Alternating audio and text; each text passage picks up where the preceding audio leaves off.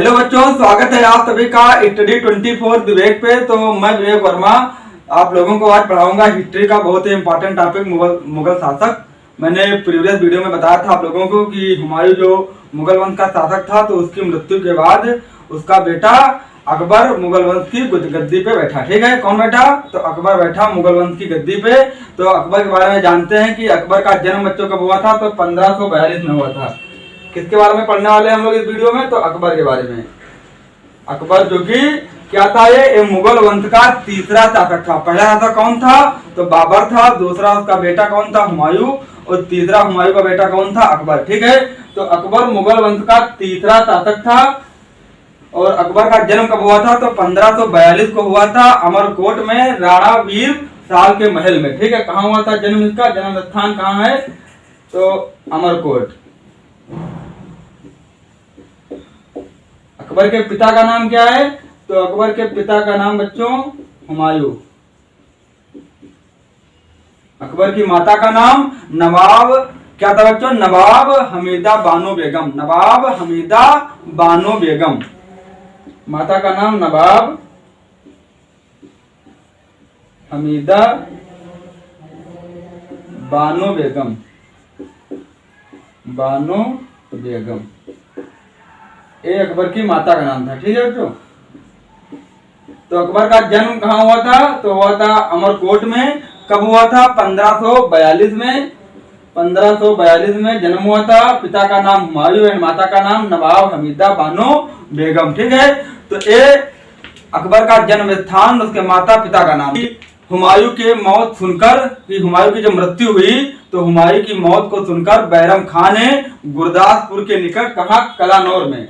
गुरदासपुर के निकट कहा? कलानौर में। कलानौर। हुमायूं की मृत्यु को सुनकर जो कौन था? बैरम खां था। तो गुरदासपुर के निकट कलानौर में ही अकबर का क्या करा दिया? राज्याभिषेक करा दिया, यानी कि अकबर को राजा बना दिया।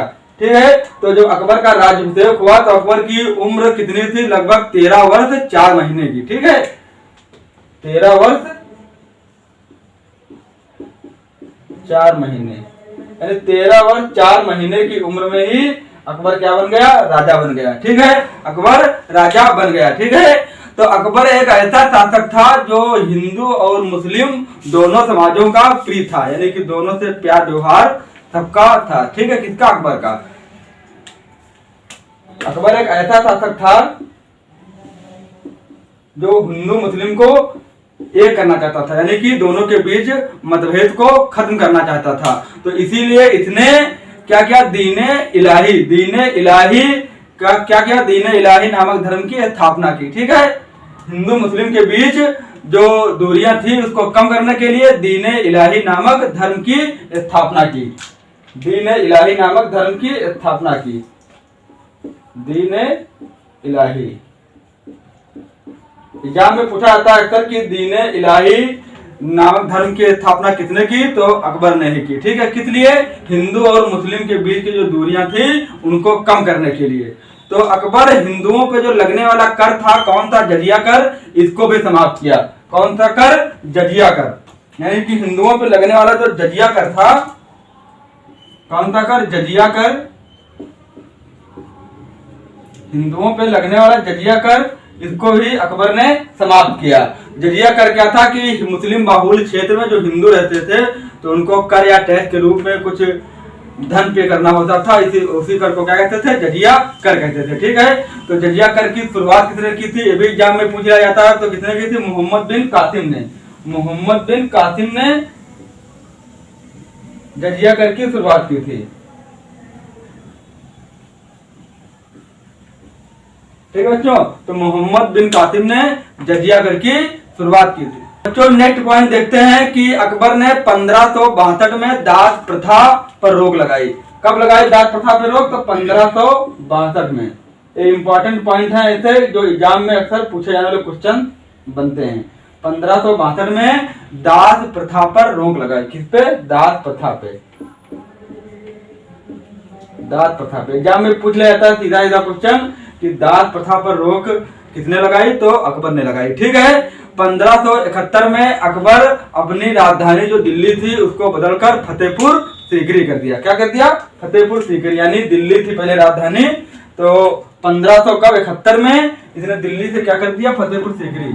1571 में दिल्ली थी राजधानी, तो इसने राजधानी क्या बना दिया? फतेहपुर सीकरी। फतेहपुर सीकरी, ठीक है। नई राजधानी क्या बना दी? फतेहपुर सीकरी बना दी। इसने एक कैलेंडर भी जारी किया। कब जारी किया? 1583 में। उसका नाम क्या था? तो इलाही तनवत। क्या नाम था? इलाही तनवत।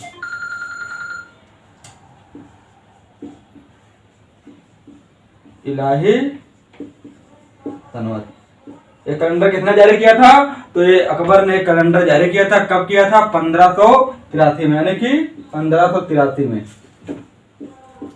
1583 में अकबर ने ही इलाही तनवत नामक क्या कैलेंडर जारी किया। अकबर ने सती प्रथा पर रोक लगाने का बहुत प्रयास किया, यानी कि सती प्रथा पर रोक लगाने के लिए अकबर ने बहुत प्रयास किया और उसने विधवा विवाह को भी प्रोत्साहित किया।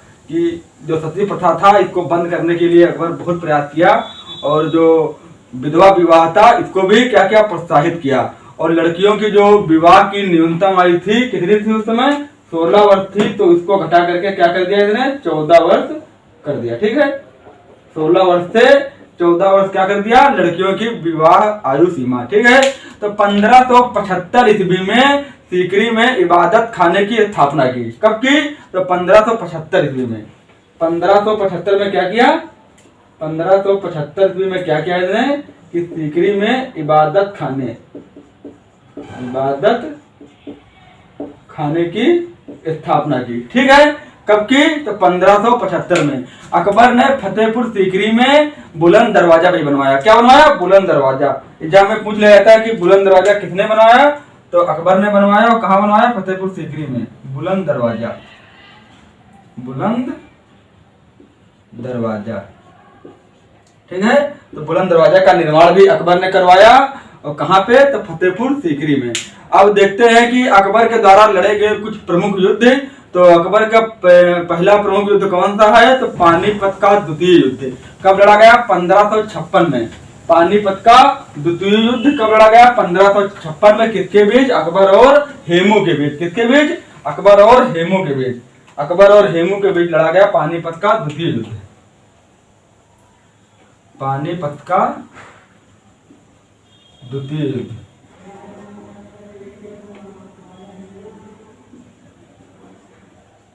द्वितीय युद्ध, ठीक है। कब लड़ा गया? तो 1556 में अकबर और हेमू के बीच। 1556 में अकबर एंड हेमू के बीच यह युद्ध लड़ा गया, जिसमें हेमू परास्त हुआ और अकबर क्या हुआ? विजयी हुआ। अकबर की विजय हुई इस युद्ध में और हेमू परास्त हुआ। दूसरा युद्ध से लड़ा है हल्दी घाटी का युद्ध। तो ये कब लड़ा गया है? तो 1576 में। किनके बीच?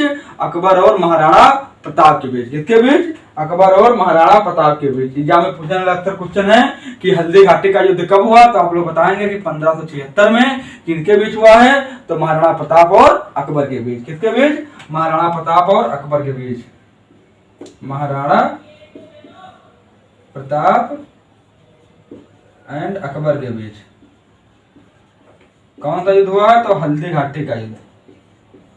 हल्दी घाटी का युद्ध कब हुआ है? तो 1576 में। ठीक है, 1576 में क्या हुआ है? हल्दी घाटी का युद्ध। ठीक है, इसमें क्या हुआ कि महाराणा प्रताप परास्त हुआ और इसमें भी अकबर को विजय मिली। तो सन 1604 ईस्वी में, सन 1604 में 1604 में अकबर की क्या हो गई? मृत्यु हो गई। अकबर की मृत्यु हो गई। ठीक है, तो अकबर की मृत्यु बच्चों कब हुई? तो 1604 में। ठीक है,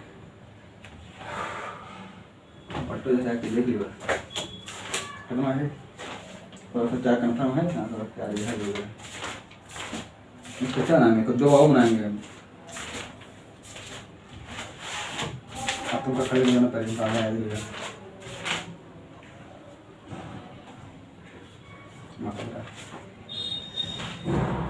तो बच्चों 1604 में अकबर की क्या हो गई? मृत्यु हो गई। और अकबर का जो मकबरा है वो कहाँ है? सिकंदराबाद में। कहाँ पे है? अकबर का मकबरा कहाँ है? सिकंदराबाद में। सिकंदराबाद में अकबर का मकबरा है। ठीक है बच्चों, तो इस वीडियो में यहीं तक अकबर के बारे में हम लोग जाने हैं। अब नेक्स्ट वीडियो में देखेंगे कि अकबर की मृत्यु के बाद कौन नेक्स्ट बनता है मुगल वंश का शासक, यानी कि हम अगले वीडियो में पढ़ेंगे कि मुगल वंश का चौथा शासक कौन था। तो वीडियो में यदि नए हैं तो चैनल को सब्सक्राइब करें, बेल आइकन प्रेस करें और वीडियो को ज्यादा शेयर करें।